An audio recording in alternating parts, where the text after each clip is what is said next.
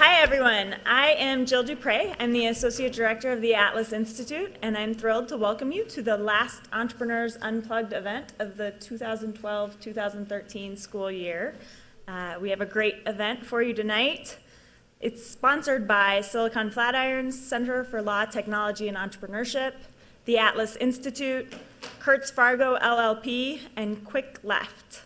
Entrepreneurs Unplugged brings together people with a diverse set of backgrounds to talk about, learn about, and get involved in entrepreneurship. To give you an idea of format, we'll do Q&A led by Brad Feld until about 7:30, and then from 7:30 till 7:45, we'll have audience questions. We have a tradition here of having people introduce themselves to someone sitting near them that they haven't met before. So take the next 90 seconds and introduce yourself to someone.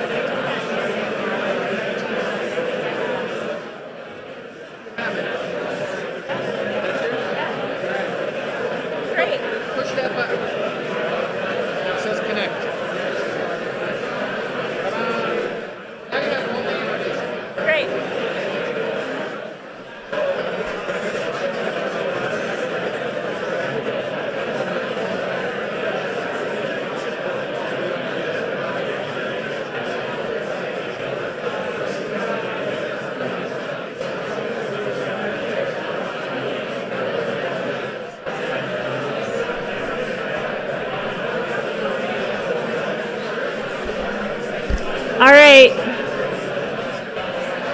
I hate to cut this off, but I'm going to.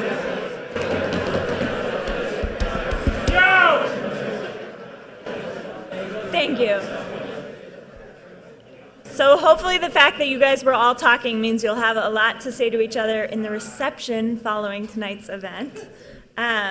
It's now my pleasure. Well, actually, let's see who's here. How many students?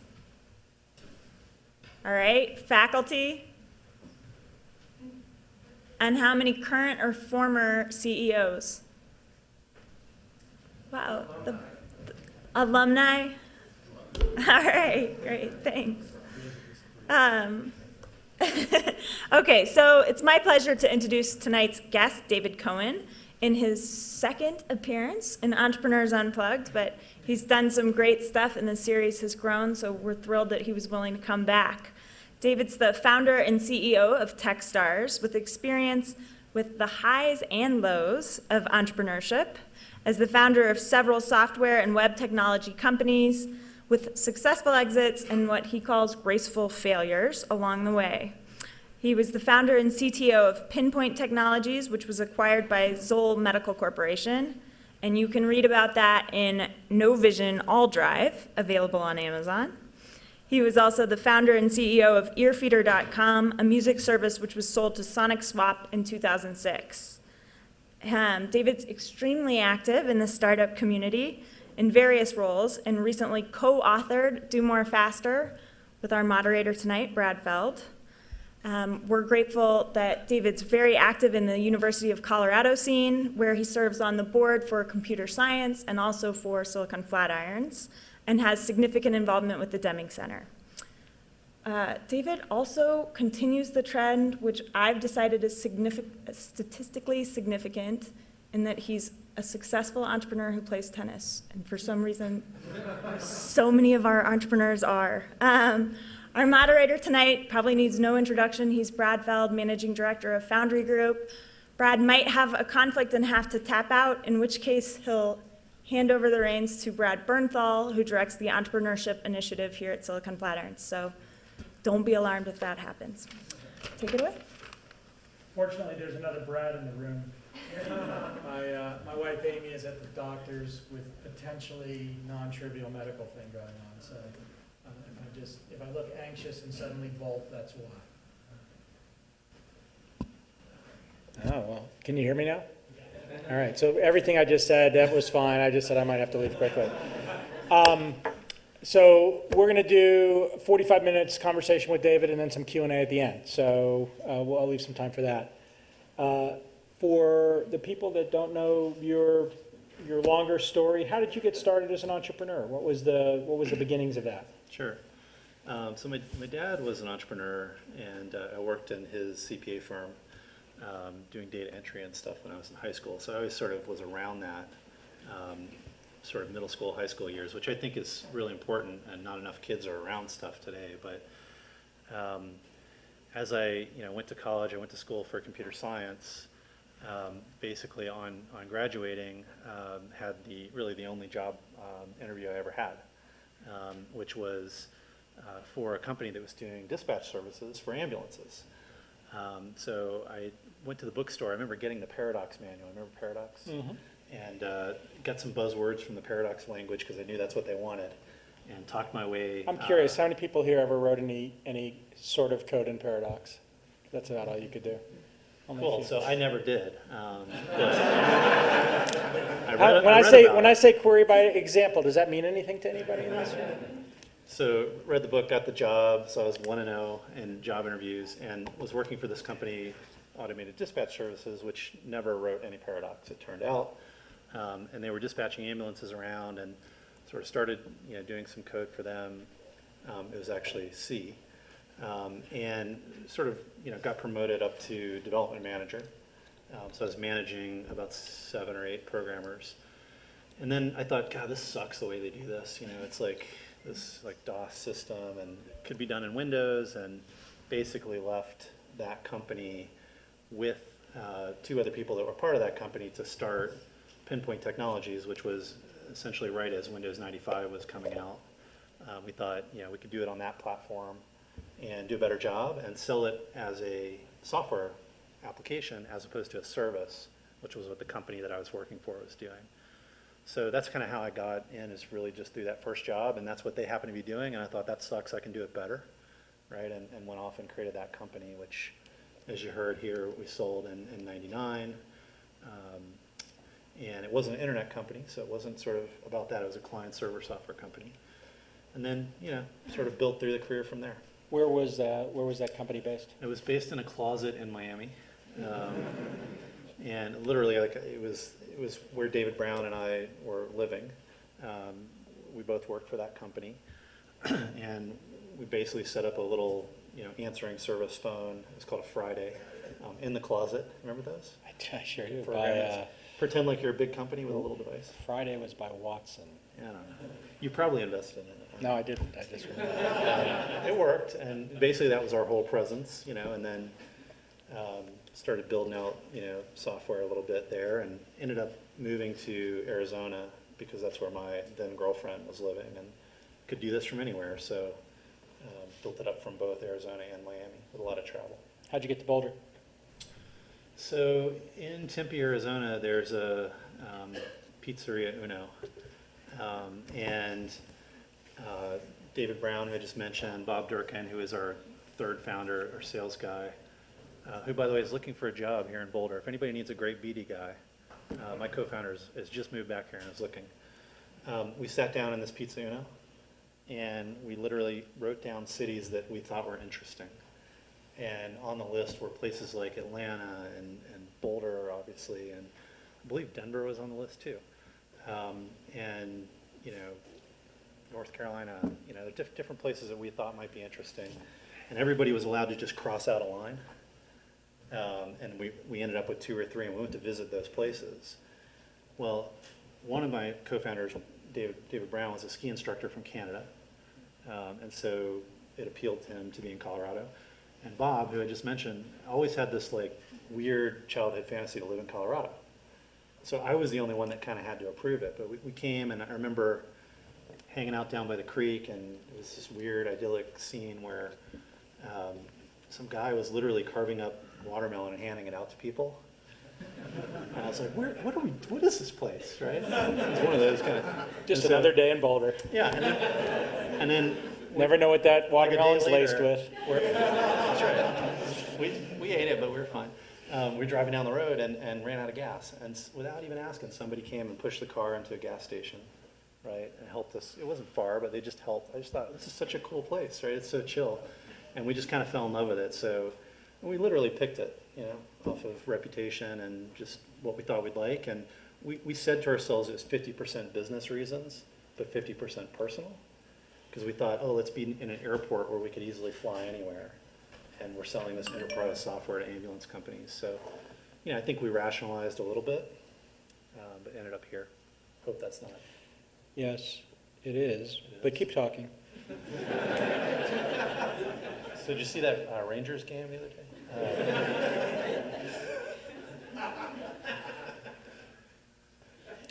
I don't know. That was the end of the story. I'm sorry. So She talk. okay?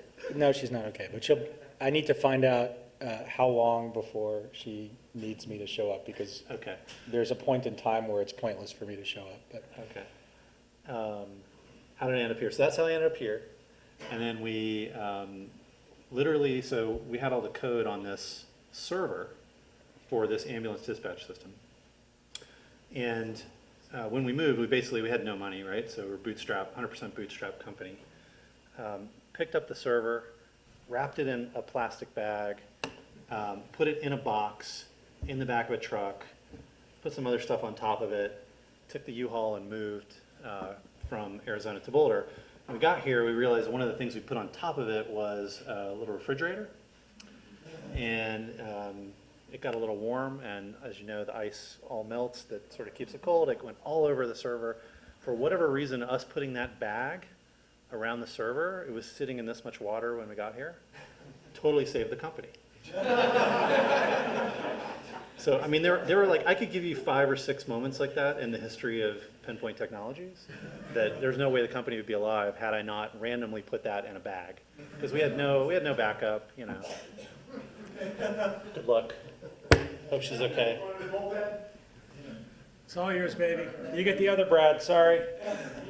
Tell her I hope she's okay. I will. See ya. Yeah, my best.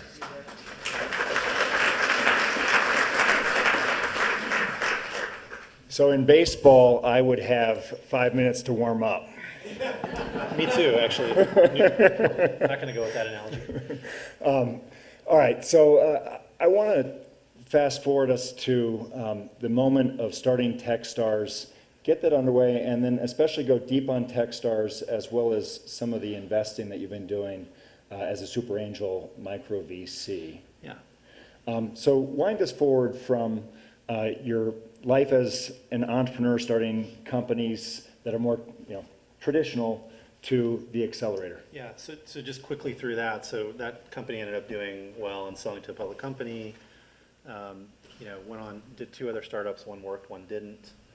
Kind of learned a little bit about why things work and the role of luck, as I just explained with that story. And started making a few angel investments. And the first one was in a company called Solidware. Does anybody know Solidware? Remember that? Sue. I just decided that was going to be my education, you know, and I joined CTEC, the angel group, and quickly discovered that a lot of angel groups are difficult, but sort of found, you know, Sue's company through that, made the investment as education, and really kind of fell in love with the idea of being able to help entrepreneurs at the really early stages, because I had learned that that's the part I like. The first year or two, I always say that when things start working, I get really annoyed and bored. So everybody at work now doesn't like that because I keep messing things up, just so I can kind of have something that's broken, because that's what I like. So the first year, or the first 2 years, is really when, you know, the business model needs to be figured out, and they need to figure out, you know, how to raise money maybe, and, you know, how to hire people that can really make a difference, and that's the part I love.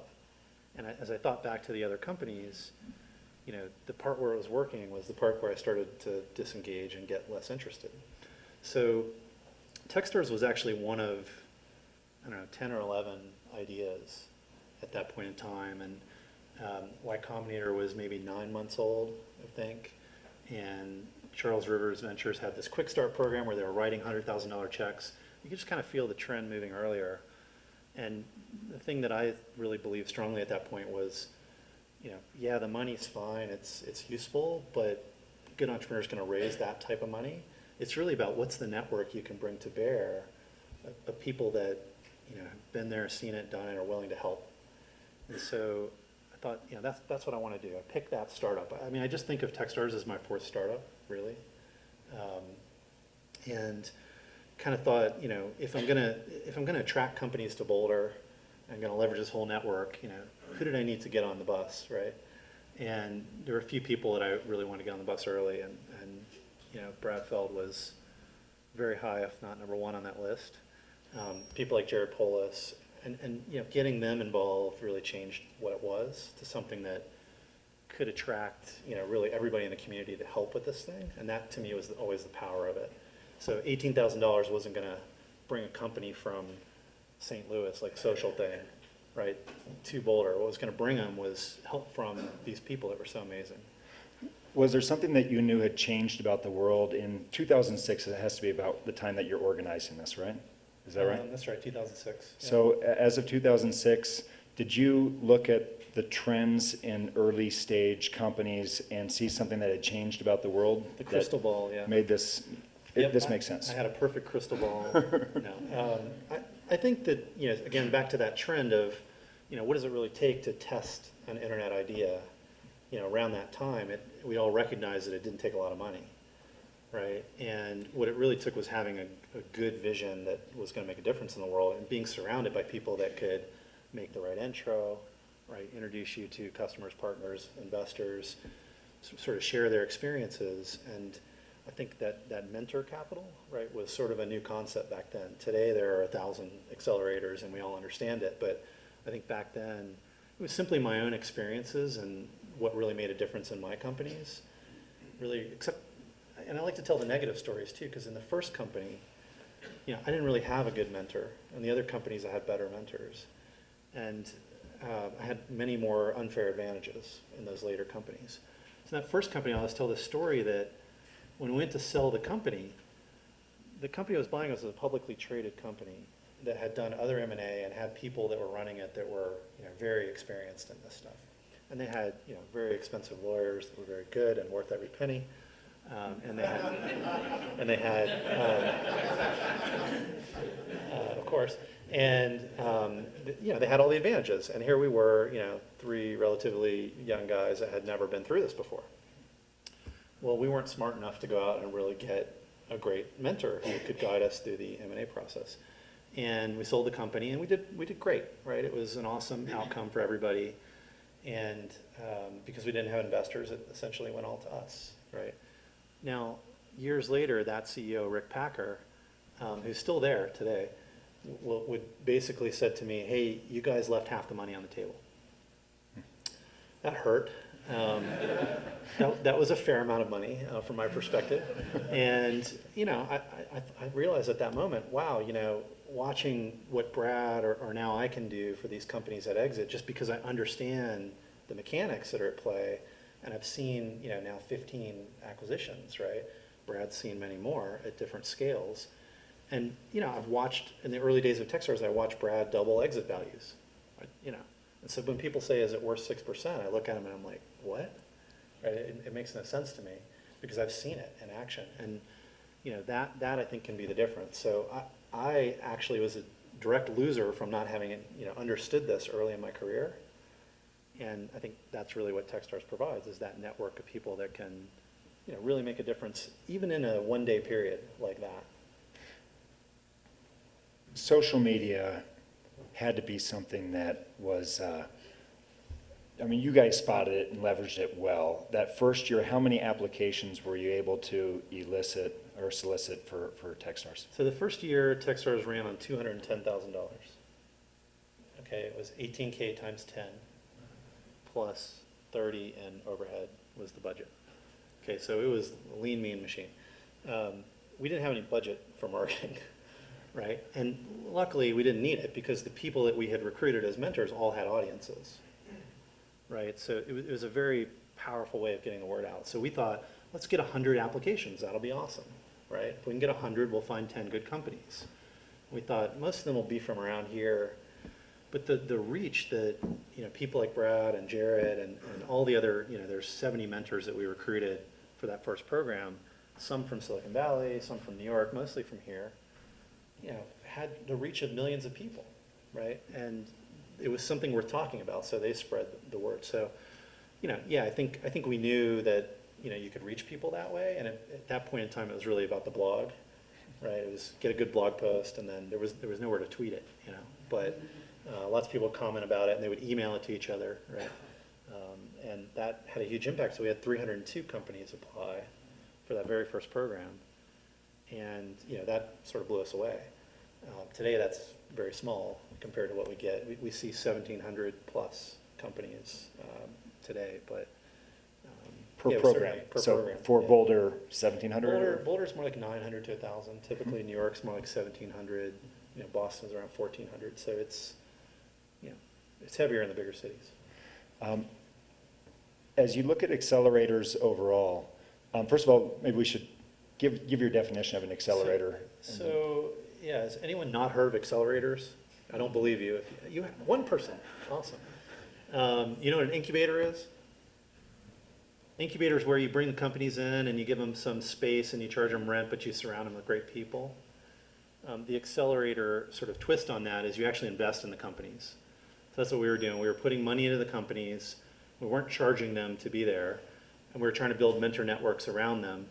An accelerator also is a defined short time frame.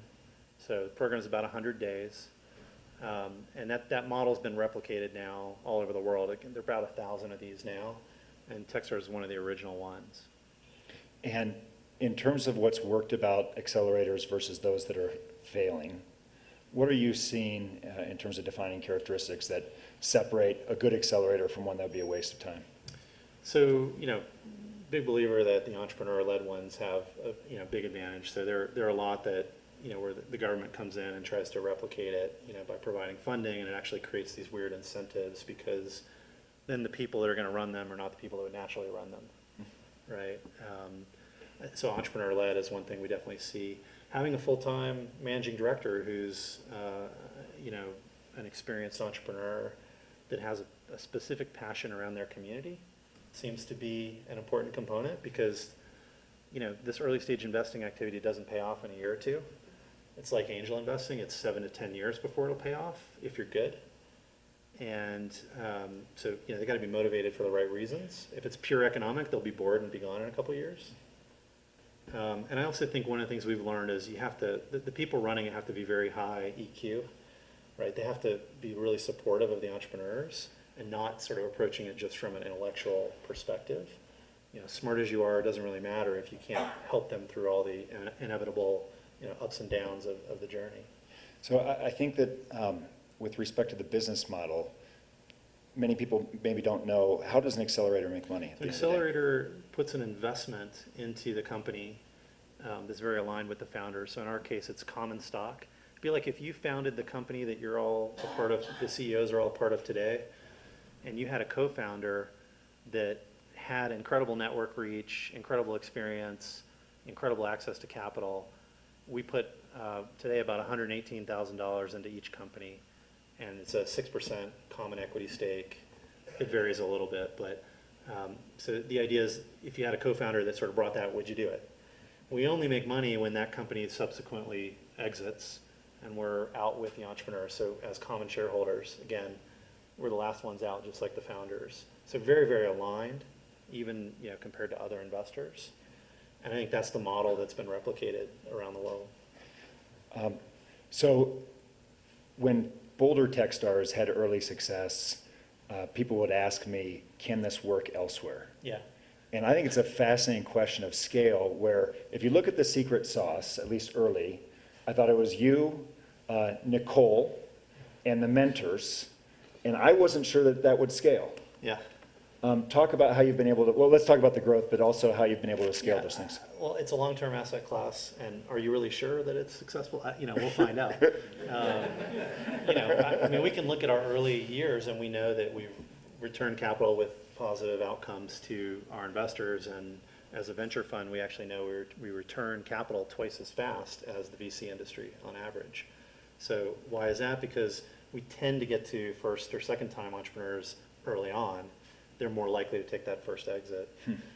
Today, it's not true, actually. We're very routinely funding people coming into the program with 1 to 3 million in funding, 1 to 3 million in revenue. It's really gotten much more competitive, and people are seeing the value even at that stage. But the expansion went through Boston, and then Seattle, New York. We have a program in Texas and San Antonio called Techstars Cloud, which is an interesting one to talk about. And then we essentially acquired operations that we were supportive of in both London and Chicago. And just last week announced Austin, which the San Antonio program will essentially move into. So, we're now in 7 or 8, depending on how you count it, geographies, and also have sort of a corporate model that we deploy on behalf of corporations. So we're funding about 120 companies a year now at that kind of 100K, 6% model. And in terms of, let's start with the managing directors. Yep. And how you've selected them over the years in So places. we just did this exercise because it's all on the job learning for everyone, right, including us. So we looked at every managing director we have down one side of the matrix and every quality we could think of across the other way. So this is what you're getting at, what matters, right? And that's why I said the EQ thing. We've really come to understand that it's not just about the get the spreadsheet right and understand the business model perfectly. It's much more about, oh my God, we're going to die, right? And if we don't raise money this week, or if we don't get a customer this week, we're screwed, right? And you have to sort of understand where that's coming from and be able to talk on that level. I think that's where we get a lot of those traits I talked about, the motivation being for the right reasons. And sometimes we got lucky. We got really lucky with Jason Seitz. He's the founder of SliceHost, which a lot of you might have used back in the day, that sold to Rackspace. Very technical, super, he'll sort of, really understand the startups at almost like a mothering level, right? It's like really love, right? And that's what I think works really great. And we had someone in Boston that was awesome in the early years, and that first 2 years of that program were not as strong as we wanted it to be. And we were learning, what kind of person does it take? Is it an angel investor? Is it a VC? Is it just an entrepreneur? What works best? So we've discovered, someone who's been around startups a lot, right? Who probably has the ability to invest their own money if they want to. They don't have to be. Super high EQ. Helps to have a high IQ, but we look at that less. And really loves the community that they're in, right? So really wants to make, has a chip on their shoulder, right? That was me back then. Like, I wanted Boulder to be talked about, right? And back then it really wasn't. And now when you go around the world, it is, right? So on some level, you got to have that aspiration. How do you interview? How do we interview for managing directors? Yeah. We put them in the real situation. So we, first we obviously look at the background, skills fit, and then we do a cultural fit with Round Peg here in town. So we make sure that there's cultural alignment with the organization. If you get through all that, we put you live in program as a mentor. And we just don't say a word. right? And so what I'm looking for is that every company that comes through that process gets some tangible help. Right? Did you get an introduction, right? Or did you get quizzed and put on the spot about your business model? So both are good, right? Did you get some meaningful tweak to it that you could explore? Right? What came out of that? And if the answer is consistently nothing, that's a person that doesn't change the game for the company, and that's not what we're looking for, right? We want somebody that can really have meaningful impact on it.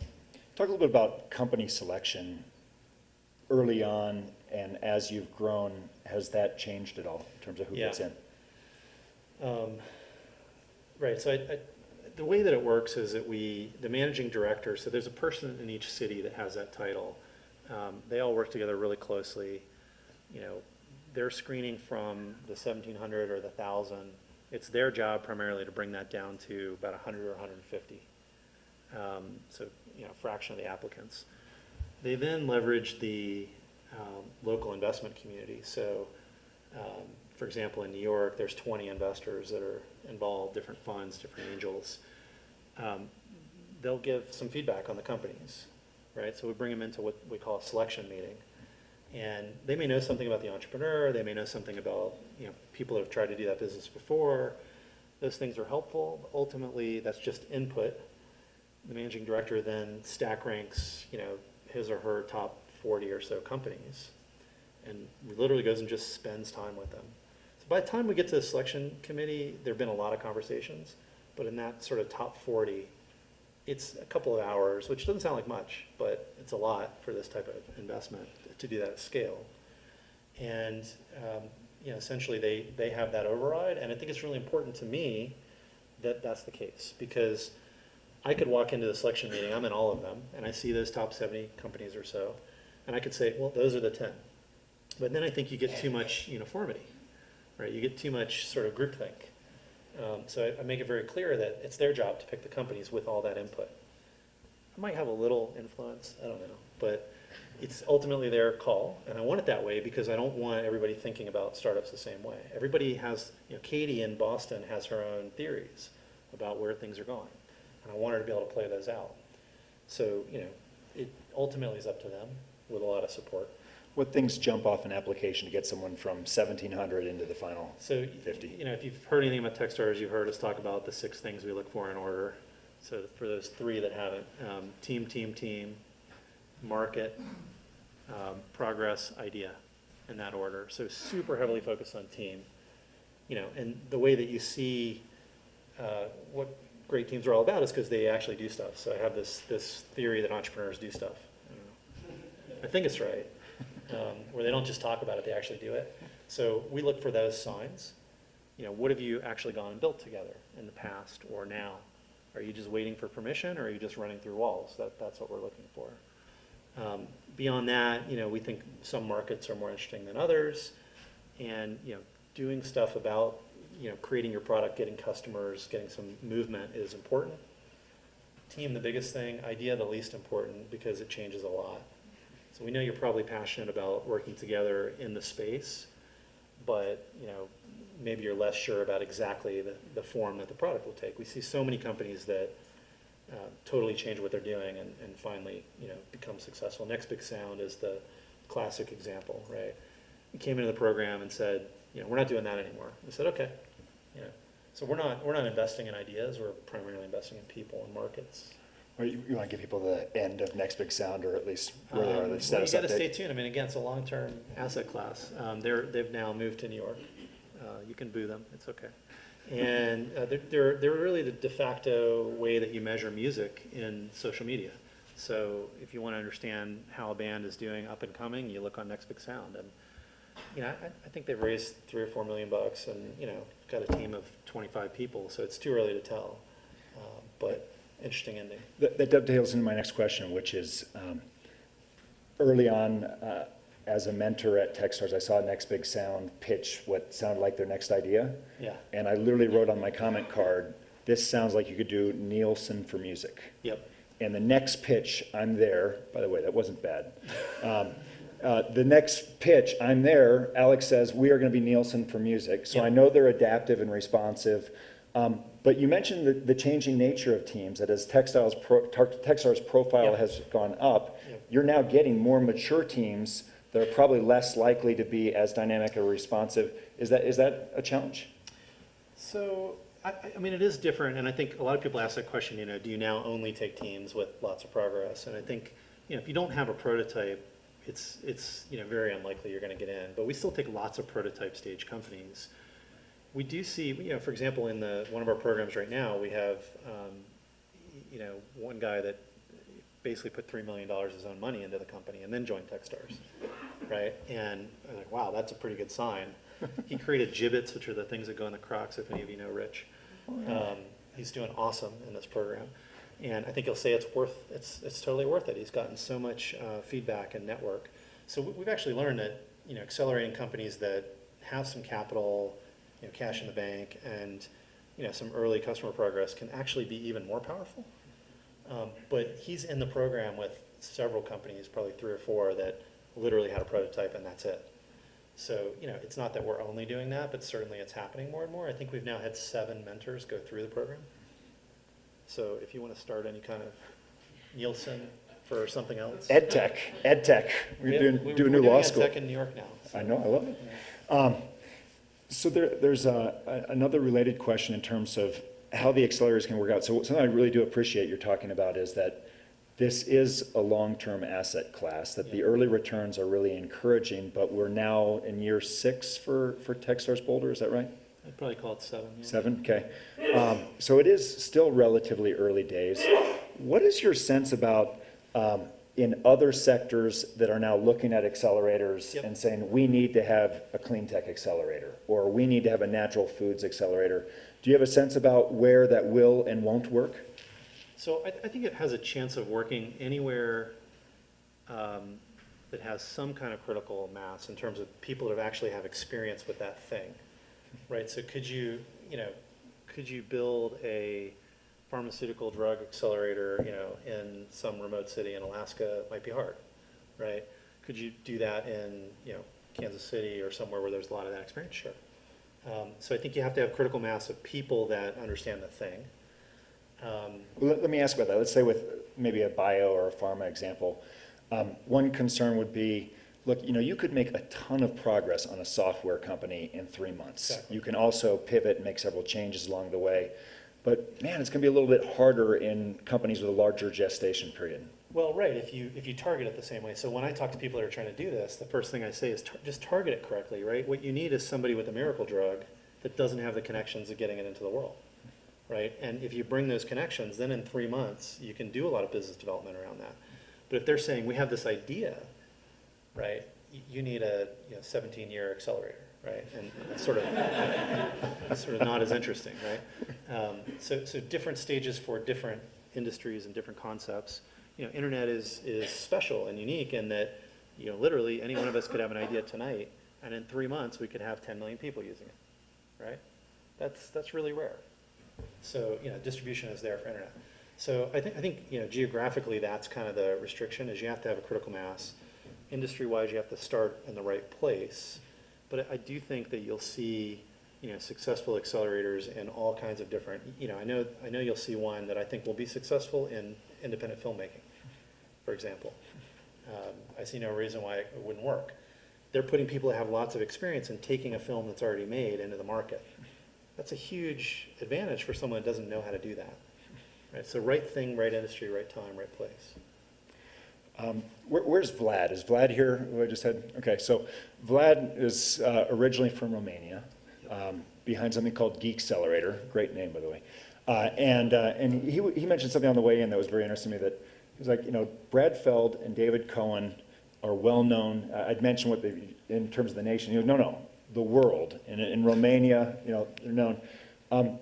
Connect that up to your sense about building something for Boulder. Did you have a notion that this would be reputationally good for Boulder along these lines? Yeah, but it wasn't. We wanted to be reputationally good because someone would know about us. We wanted them to know about the companies, right? So, what's happened is you've now had, it's the birthplace of one of the more well-known accelerators, right? There's some media around. It's been a TV show. There's been a book. right? So people see that stuff. And then it became a phenomenon, right? The model became a phenomenon, and we were associated with sort of the creation of that entire industry now. Or maybe we'll be blamed for it. I'm not sure which. Again, long-term asset class. So, yes, I mean, we wanted Boulder to be better. That was a very concrete, 50% of the mission was improve the activity in Boulder. Selfishly, right, we don't want to get on so many planes. We want to make more investments here, right? And, the other piece was let's invent a better way to do early stage investing, right? Because back then, my thought was, here I am in Boulder, there's 100,000 people here. We got this little bit bigger city near us, but it's not New York, and it's not Boston, it's not San Francisco. How are we going to get deal flow here, right? And this was something special that would create that. So we did want Boulder to become known as a legitimate contender place to build an internet company. Now, if you go around the US, we just assert that it's top 5.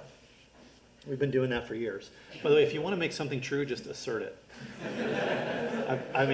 There's one thing I've learned. As I said, I'm the best angel investor in Colorado. People believed it. It's like my first blog post. I don't know why they believed it, but they started sending me deals. So. I am a top 10 tennis player in the world. I've seen you play, and I sort of believe it. So it doesn't always work. Often works. Talk about that relationship with Boulder and other cities in the context of how it's impacting companies. And then I'm also interested in the international dimension. So there's increasing discussion in the academic literature around economic geography about the importance of cross-regional relationships. Yep. So for example, Silicon Valley and the Indian entrepreneurs that came through and the Taiwanese entrepreneurs, and keeping those connections in those other countries has proven to be a powerful geographic advantage for Silicon Valley companies. Are you seeing important advantages from the cross-regional relationships domestically among Techstars companies, and then internationally, is it moving the meter as well? So, yeah, the thing that I've discovered that's so powerful is the network, right? And whether you're in, Boulder, Boston, New York, wherever, having access to the brightest minds and the most experience in all of these other communities has just an enormous impact on your business. So that's what we sell now. We used to sell, it's the mentorship. Now it's really the network, right? Because it's now there's 1,100 mentors. These people are top 1%, right? That's kind of our thing. We go for the top 1%. The line of people that want to be mentors is huge. And there's amazingly great people that we just don't know what to do with. But we've been focused on that, this kind of quality, right, over quantity across the system. And as now we're in London, right? So we're going to pick up not only some amazing entrepreneurs because of their forward-thinking immigration policy, how to get that in, but also, just because it's location, geographically, it's easier for them to go there, right? And they'll be the benefit of that big network that's been built up in the U.S., which they all want. So for us, international is very new. We haven't run a program outside the U.S. yet. So let's talk a little about that. When it was Boulder only, and you had some of the leaders in the entrepreneurial system here on board, it was one thing to build out a mentor network of 50 or 60 people in those first couple of years here. How hard is it to get someone in New York to help someone in Seattle? Because that's a completely different dynamic. That's right. So first of all, it's a little harder to get the mentors in New York than it is in Boulder, but it's not that much harder. I thought it would be a lot harder. I think if we'd have started in New York, it would have been much more difficult, right? But people understood the model from having seen it from afar. It's been a challenge. Now, when you talk about a team that is in Seattle that wants help from a mentor in New York, so every day somebody from one of the companies says, can you introduce me to Dennis Crowley, right, from Foursquare? And I said, well, you're the 18th person today that's asked that question, or Fred Wilson, or even Brad, right? And so it's our job to kind of vet that to make sure it's the appropriate time for the appropriate reason, and to teach them that they may or may not engage, right? So they don't work for us, right? The amazing thing about these mentors is they're all doing it to try to be helpful primarily to their community, but many of them are also investors, and many of them are also just really nice, right, and just want to help. And so we use the same principles that we use all the time with mentorship, which is make it easy, right? Don't start off by saying, I need a 1-hour meeting. Start off by saying, hey, can you react to this one thing in a quick email? And we teach and build relationship, and we sort of help make that happen. Sometimes mentors in one city will say, don't have time for that right now. That's fine, right? They're allowed to do that. So we teach everybody about that dynamic, but by and large, if you make it easy on the mentor, they'll do it. And that extends outside of Techstars, right? We get plenty of people that say, hey, can you introduce me to Fred, that aren't even in the program, right? And I don't do intros that aren't double opt-in, right? So I always send Fred the information, let him decide if he wants to do it or not. Many times he'll say no because he's super, super flooded with this stuff. But a lot of people in the network are really surprising in that it's one thing I try to teach entrepreneurs. If you don't ask, they'll never say yes. If you make it hard, you're making it harder for them to say yes, right? So we try to teach those things. Let me ask you to make this specific. One person among many mentors that stood out to you over the years as this person has been a star, and talk about why that person's been impactful with the companies. Sure. There's so many. Interestingly, we just recently brought Mark Solon in as a general partner, but for many, many years, my relationship with Mark was simply through Highway 12. And if you've heard Brad talk, you've heard about this idea of give first. And it's the mentors that get this. And I actually think the people in business that get this are usually the most successful people. So, Mark was always just asking how he could help around the system. And, giving first to it without any expectation that he was going to make an investment or anything good was going to happen. And, I think that cultural alignment is why we ended up bringing him in, plus his background in venture capital. As we grow, we need that with more and more capital under management. But, I remember a specific scenario, there's a company here in town called SendGrid. Have you heard of it? And, Mark, I would say, is the reason that SendGrid is still going, right? And, I can't give you too many specifics, but it's a valuable, fast-growing company that had lots of opportunities to quit early, right? And, the company had early acquisition offers, right? I think Mark was super instrumental in sort of really talking through with Isaac and Tim and Jose about what they wanted to do and whether or not this was the thing that they wanted, and very supportive of whatever outcome they were going to pick, right? So it wasn't hard driving VC, make them keep going, right? Go for the win. It was, if that's what you want to do, I'm 100% in, right? And I got to witness that, and I just think it's that kind of, let me just be supportive of what you, the entrepreneur, want, even above my own interests, that I think is the DNA of Techstars, and we look for that in people that we work with, both mentors and internally. It's interesting. So Techstars inspired us here at CU. We've got something called the New Venture Challenge that you're familiar with. It's a cross-campus entrepreneurship championships. And in year 3, we introduced a mentorship program that allows basically any team to have a community mentor. And what I never anticipated is I have people call and say, that's some of the most gratifying work that I get the chance to do. How could I do more of that? And it triggers in me a realization, I think, that the intrinsic motivation surrounding a mentorship relationship is one of the most powerful motivations that there is, and in many respects is probably underutilized. Yep. I think that the competitive weapon that Boulder has figured out is this sustained culture of mentorship. So everyone's asking, how do I mentor somebody, right? And we've come to realize that the word mentor is not like this pedestal word, that someone has to be of a certain sort of level or experience. Certainly we think about mentors that way. They do, by definition, give first, where advisors will charge you. And that's a definition that, and there's nothing wrong with either one, as long as you're aware of it. But the mentors are what make it go. And we've created this sustained culture of mentorship in this community where everybody realizes the value of it. And if SEM, SEO, you're likely to just say, hey, I can help you learn that. And not everywhere has that. So I think that's the weapon that you have to arm yourself with as a startup community. And I think this community has just totally got it nailed. I want to go into one more topic before we open up for Q&A. After second year at Techstars, you start Bullet as a fund? Bullet time. So the venture fund came along in 2009, 2010. Okay. So it was actually third or fourth year. And this is a micro VC fund. Yeah, so actually this was a $5 million fund, Okay. right? So it's a very small fund. You know, it was really the first time I had ever managed other people's money, and I actually artificially put that limit on it. So I said, "Gee, I don't want to take more than $5 million and do anything with anybody's $5 million, anything, right? So I had about 7 or 8 million in interest, and I just said, I'm done, 5 million, that's what I want to do. I want to practice sort of fund, right? And everybody that wanted to be in it, I remember pitching, and I said, yeah, I might lose all your money. Is that cool? And if they said no, I was like, okay, well, never mind, right? Because I really didn't want anybody to be pissed off at me for sucking, right? So that fund did pretty well. You know, invested in things like Twilio and Uber and SendGrid, right? And there's a bunch of others that are doing great.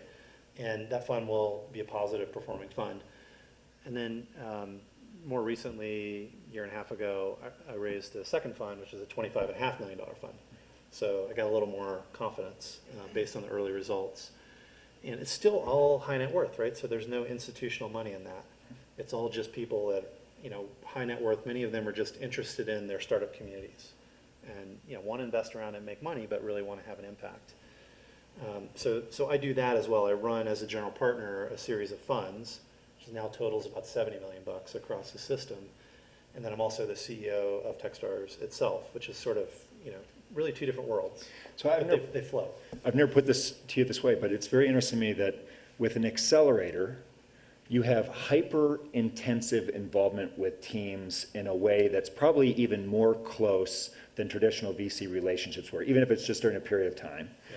With the super angel or micro VC fund, you're really pioneering a type of investing that is much more hands-off in many respects than traditional VC Yep. investing. You're not taking a board seat oftentimes. You're investing in a lot of companies across geography. Have you ever thought about in those terms that on the one hand you're super closely involved, and the other more removed than many Yeah, I mean, investors? if you're going to do seed investing at scale, you can't be on 75 boards, right? I mean, I probably have invested in 75 companies at angel scale, the way you would think about that, you know, the typical, you know, micro VC super angel. Those investments may be 75 companies. Across Techstars, 260-ish, right? And that's the scale component, so we look for the best of what comes out of that, plus we pick up other things around the system. But yeah, it's very different. I mean, you really can't, if you're going to be an angel investor and you're going to do 4 investments, you're highly likely to lose, right? But yeah, so you have to do a lot more. So that you see that trend in the micro VC super angel, you know, 500 startups, right? I mean, the guy named it that, right? You know, like he's going to do that many, right? And that's fine, right? Because it's just what is the contract you have with the companies you're investing in. So Techstars is 35 people. Right? We have a lot of great people in the system. We have 11 managing directors, right? So we've scaled up to help these companies in the geographies they're in. My personal involvement might go down, you know, in the accelerator piece. Once we put in the bigger investment following on, I'm more involved. I'm only on 4 boards, right? So I really limit that. So let's take an investment that you made in a different geography. Can we take one just that's turned out either to be a success or a failure? Which do you want? Let's start with a success. Uber. Okay. How did you vet it? So Ryan Graves, who's the founder, happened to be in Boulder. I don't know why he was in Boulder, he just was. I think he was actually might have been moving from wherever he was from to San Francisco. And stopped here, had heard of Techstars, right? And wanted to check it out. And you know, I think this is the thing that kills a lot of VCs, by the way, or angel investors, is they say, who? No, what? Go away, right? And my attitude has always been, oh, that sounds kind of interesting, you know, whatever, let's hang out for 20 minutes. So I met him, I think at the kitchen, and we had a beer, and, you know, I said, what are you doing in Boulder? He said, getting beer, you know. What are you working on? Oh, we're doing this thing. And it was literally like, I'm in, right? I mean, it was like over the beer. I just liked him, and you have to be opportunistic like that. You know, now there's rumors that the thing is worth $1 billion or whatever, but, you know, we'll see. Again, you never know, right? But that's a company I think has really been innovative and has fought through a lot of crappy, you know, legislation and issues. So, All right. great. So as you contrast that with maybe a company that we won't necessarily put on the spot, but you've invested in another geography and gotten burned. Sure. I'm really interested in do you see, given technology, changing regulatory restrictions? You got the Jobs Act enabling crowdfunding as well as the Reg D 506 exemption that's going to allow general solicitation. Do you see more cross-regional investing in the future? And if so, what does that look like? So there's two pieces to that. So the first one I would say is I don't actually think of any investment I've been in as having gotten burned. I know that's not what you meant, but I make investments and they don't all win, and that's fine, right? So there's nothing where I feel like someone was doing the wrong thing, right? And I got burned by them. So I don't think about it that way. When it comes to the sort of Jobs Act and the crowdfunding, I think the dynamic you're going to see is that people who need to are going to finish rounds this way. So they're going to have half their money, 2/3 of their money, and they're going to go to that second market, AngelList sort of funding club environment and finish the round off because there's going to be enough validation for people to just jump in. The best companies that have the most sort of interesting things going on and the big networks are going to continue to go to whoever they feel are the highest value investors, because every one of us probably would like to have fewer investors with more experience, right? So there are some of us who say, well, our business model maybe is, we really want a lot of people behind us, and I'm sort of skeptical because I think maybe you don't want all the information about your business in the hands of those people that haven't made as many investments. So I think it can be a great vehicle for finishing around, and I don't think you're going to see a lot of companies that just do it 100% that way in the high growth entrepreneurship, internet space. Now for the pizza shop, right, that wants to open up another location, I think you'll see that all day long, and that's why I think it's awesome, right? It's not that much money. It's from a neighborhood that wants to do it. The high growth stuff being across geographies, yeah, you'll see some of that, but I think it'll be a quarter of the round, and it'll be the last quarter where people are kind of struggling to get there. How about you as a general partner in something like Bullet Time? Would you go out to the internet and avail yourselves of high wealth individuals to come in as your LPs that saved you money or saved you time? So you're talking about for the fund itself? For the fund, yeah. Would you raise that way? I would take leads that way, sure. I don't think I would get anywhere unless I had, big chunk of the money committed. Again, seed investing, it really is a local phenomenon for the most part. You'll always hear, seed investors, we don't want to drive to, we need to be able to drive to our companies. We don't want to get on a plane.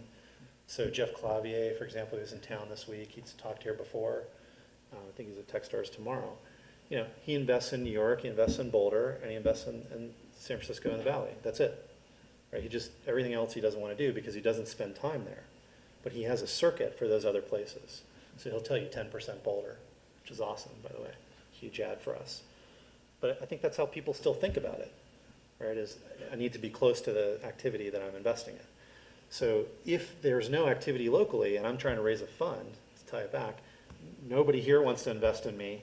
I doubt anybody in San Francisco is going to want to invest in me, right? Right, That but dynamic. I mean, to the extent you've got a loyal base here and you're a proven totally. commodity, this allows someone I'm from Lincoln, Nebraska, so I'll pick on Lincoln, to say, I could ride with David and I will from a distance make my investment there. And you also did something, so that would be at the fund level. Yep. On AngelList, I saw maybe 2 months ago, you at least had some companies out there where you were saying, I'm investing with them, you can come along with me on the same terms. Yep. Is that right? Yep. How's that work? So it's at the request of the entrepreneur, right? Okay. So I commit early, and the entrepreneur says, help me create some visibility on AngelList. So usually what I say is, how about if I make a few introductions for you? So I will tell you that from the perspective of an investor, being on AngelList and trying to complete the round puts you in a category, right? The investors will assume that there's something interesting here because it's moving, but maybe it's not the most interesting thing. It's a negative signal that they couldn't close it. I wouldn't quite go that far. Okay. Right? I do think there's plenty of companies that, probably could if they just had 3 more months, but, want to get it done in 3 weeks, that go on AngelList for that last 50, 25%. And we understand that. The investors, I think, everywhere understand that. Now, it's a whole thing on how to use AngelList and things like it, but I won't get into it. But essentially, if you broadcast that you have nothing, you're basically broadcasting that you suck, right? And so the same dynamic. get local momentum, and then broadcast the sort of tail end of the round, right? I think that's the effective way to use that stuff. All right, well, let's open it up for audience Q&A. We'll start here. Yeah, and do we have a microphone? No, shout it and we'll repeat the question. It's all good. So quick question about, you've worked with, I think, Microsoft and also Nike recently on doing some Techstars work. How does that add value to your mission?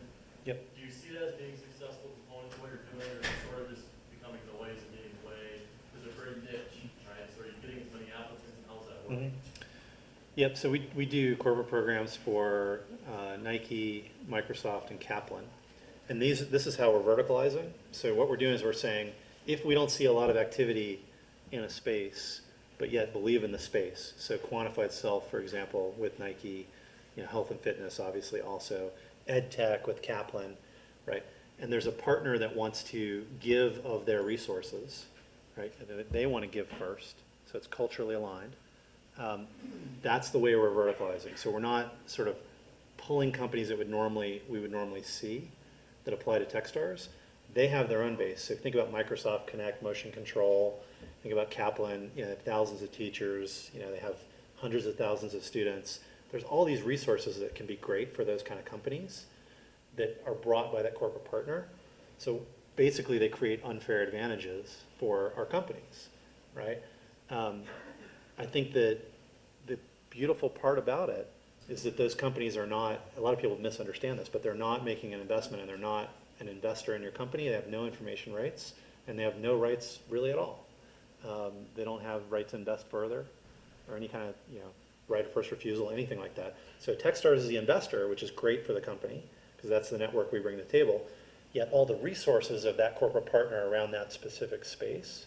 So we can't bring thousands of teachers to play with your ed tech product, but they can. Right? So because they have that give first attitude, right, we end up being the investor. It's sort of the perfect mix. And it, again, is a new model in corporate venturing. The challenge is getting awareness out that that's how it works, because I think people naturally assume, oh, Nike's my investor or Kaplan's my investor, which is not the case. Let's go back there. Eric, we'll come up. Hi, David. You mentioned that you had, I think you said something like 800 or 900 people who would apply for a folder. Yeah. Why do you stop at 10? So we actually don't stop at 10 every time. We've gone as high as 13, and we've been as low as 9. So, what do you do with the other 99% is kind of the question. So we made a decision a long time ago not to do what some others have done, which is just, bring them in, fund 100 at a time, and, have dinner with them once in a while. We really wanted to go deep and actually help the companies.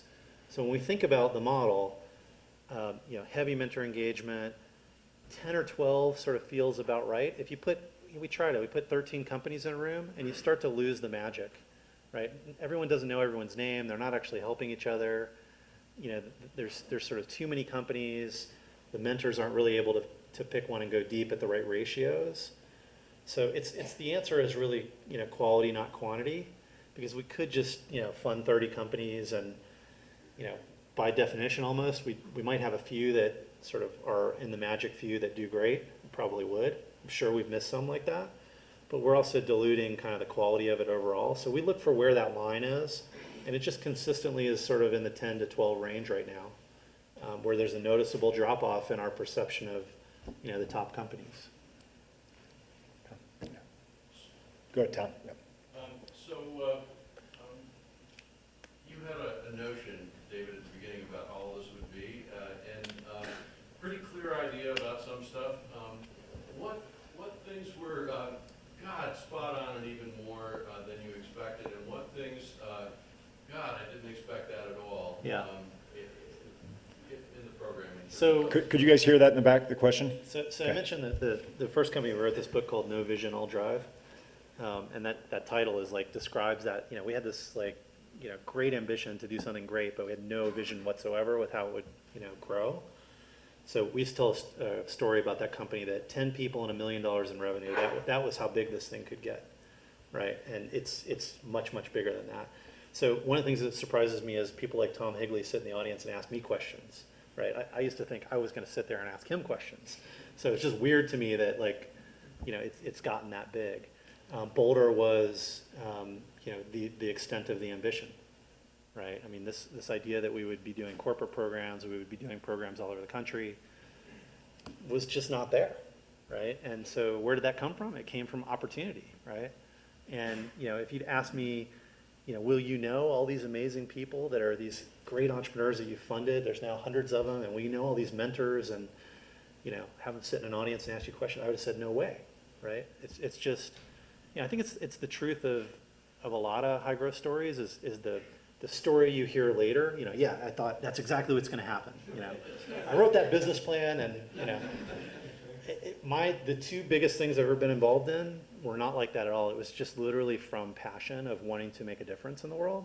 And the first one was with ambulance dispatch and saving people who were falling down on the street. You know, if you'd asked me that, will there be 10 million ambulance dispatches on that software? I'd have said, what? But it's actually much higher than that, right? And that's like, the impact of that is so cool. So to me, I count the number of entrepreneurs we, you know, help and give advantage to, and what they will create, not just in their first company, but in their career. And it's just sort of amazing to think about the scale of all that now. My question is about balancing your first lead customers, going out there, getting feedback about a product, with the idea of going and raising capital and using investors to help steer the vision of your product. How do you balance the two so that you end up with the ability to go out and stamp out something over and over again, and not something that your first clients need just for their own business? Can everybody hear that? Can you guys hear that in the back, Cohen? Yeah. I'm a huge believer in just make forward progress, and also not building your company for your investors, right? So I think you're building your company for your customers, your users. So I don't think there's ever, you know, I don't think it's ever a bad move to get your product out there and get customers using it. I actually think that creates leverage with investors typically. Also, investors are wrong a lot, so, you know, your customer is much more likely to be right. So I wouldn't sort of draw the dichotomy that way so much, I guess. So I'm just a huge fan of put it out there. You know, Matt Mullenweg, who's come to Boulder a lot for, you know, mentoring the companies, he said, usage is like oxygen for ideas. They die without usage. You don't get the learning, and you're basically a learning machine. So, you know, I think if you're have the opportunity to do that, I would never hold back from doing it. I don't think I would ever sort of, I mean, I might not publicly market it because I'm not ready, but I'd get it out there as early as possible. In your bio, there's a mention that you wrote a book. I'm curious of what was the intent of that, and what did you learn from the publishing process about the leverage of technology? Okay, so what was the intent of you're talking about do more faster? Yep, so she's asking what was the intent of writing Do More Faster, and what did you learn about the publishing industry? Who's from the publishing industry? Just checking. Shocking. So like the TV show, so we made a TV show on the Bloomberg network. It went global, and it was motivated by really the same thing, which was to show people A, how hard it is to be an entrepreneur and how much there is to think about, but B, you know, the value of giving back and mentoring.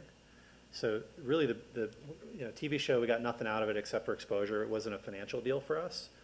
Great exposure and all that, but really the thing that's gratifying is somebody says, you know, I want to start an accelerator in my community. I want to, you know, organize my community to give back to entrepreneurs here, the experienced people helping the people that are, you know, new.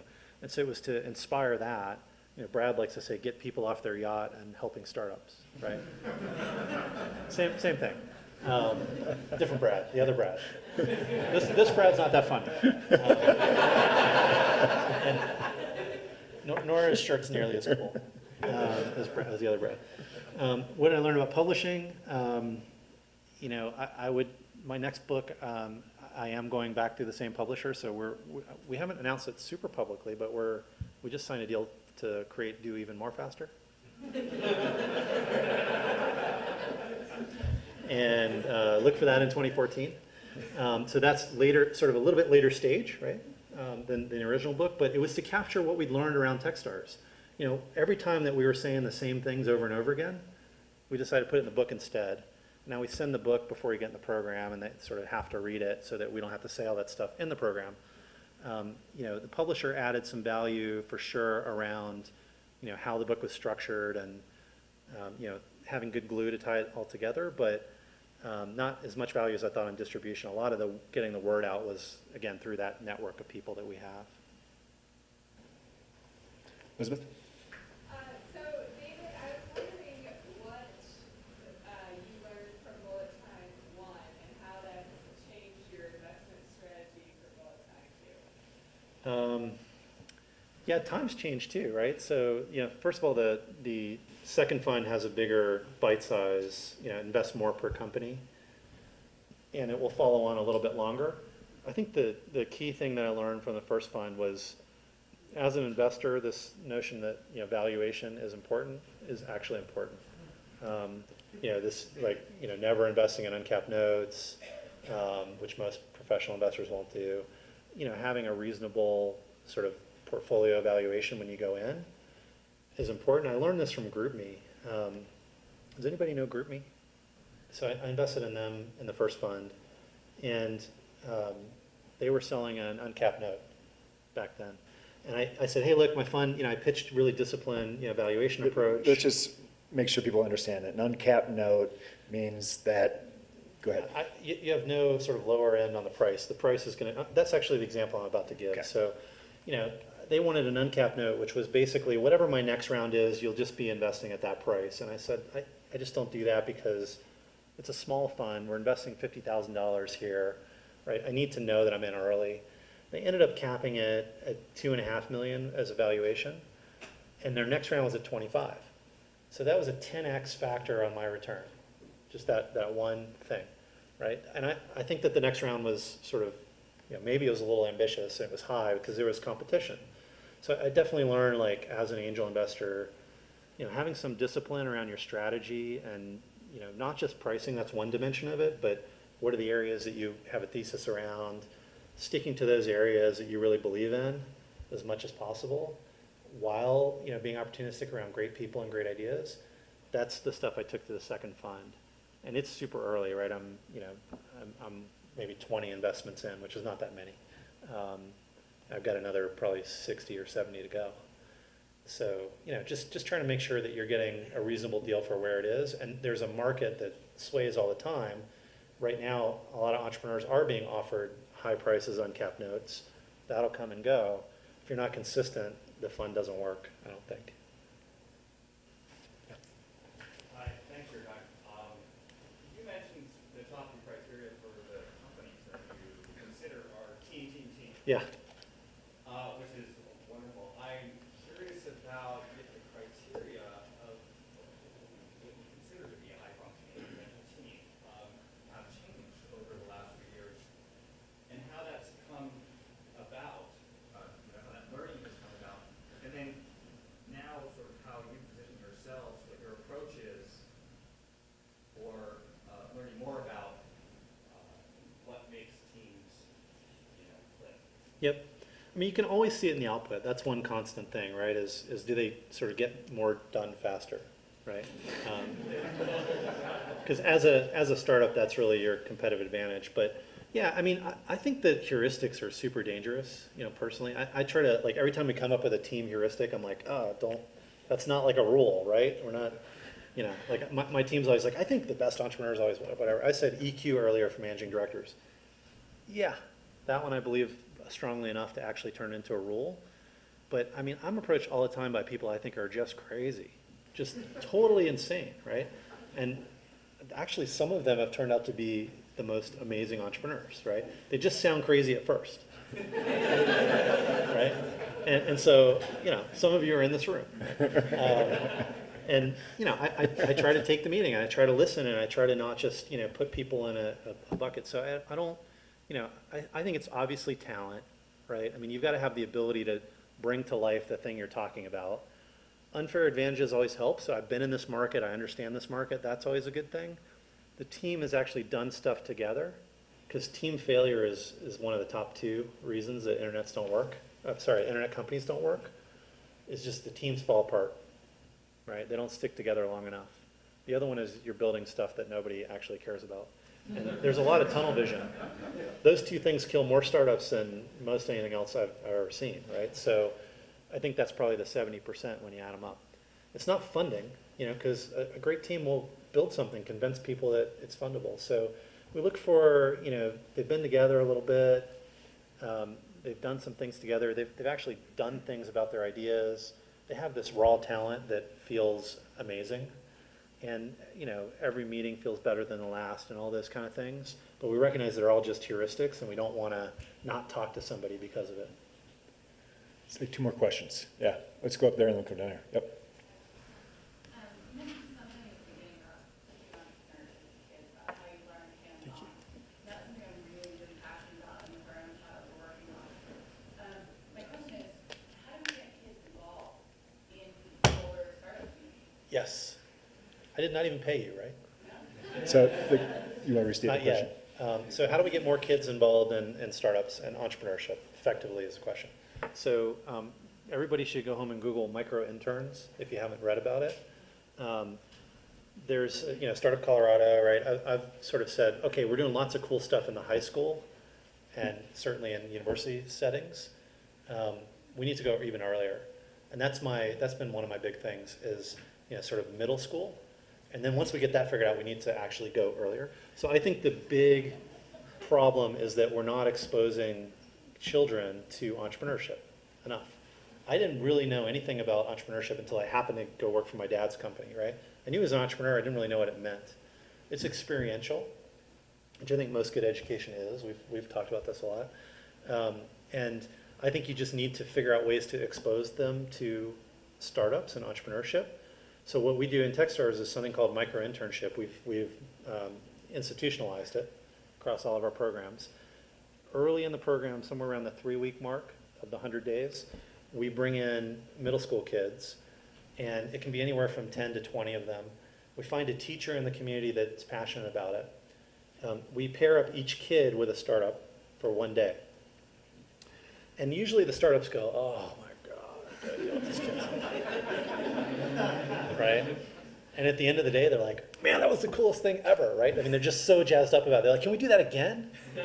And they probably would give a full week of that if we asked them to. I mean, it's a very compressed time frame. It's a lot of pressure, and that is a big give. But what they do is they say, hey, the kids should proofread the website. It could be anything simple. The kids should go out and talk to 4 people on the street, with their teacher, of course. And ask questions about the market, right, or the product, and come back and say, here's what I learned.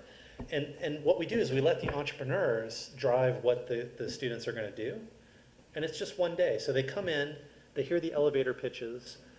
The companies all have something prepared in advance for those kids to do. The kids pick the company that sounds interesting to them, and they do that stuff. Okay, cool. 1 day, I had this field trip. It's an experience. The magic is they come to demo day. And so they come back and they see the amazing progress. They see the rock star scene, right, of these people up on stage with billions of dollars of capital in the market trying to figure out if they want to invest. They see the progress. They see that little thing they did making an impact. And they see that they're in jeans and t-shirts. And they say, I want to be an entrepreneur. I think we have to do that over and over and over again in different settings, right? And so that's my little contribution, but I think if everybody here could think about how do you expose them earlier, like I want to put kids in as board observers, for example. That's another thing I'm trying to figure out.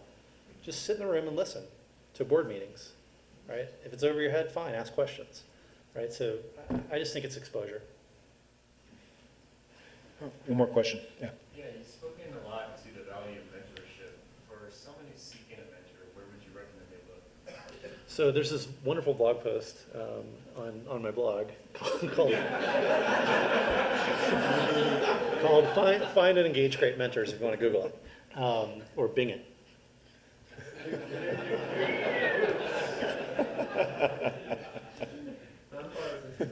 So I'll give you a couple B-I-N-G, for those who need to.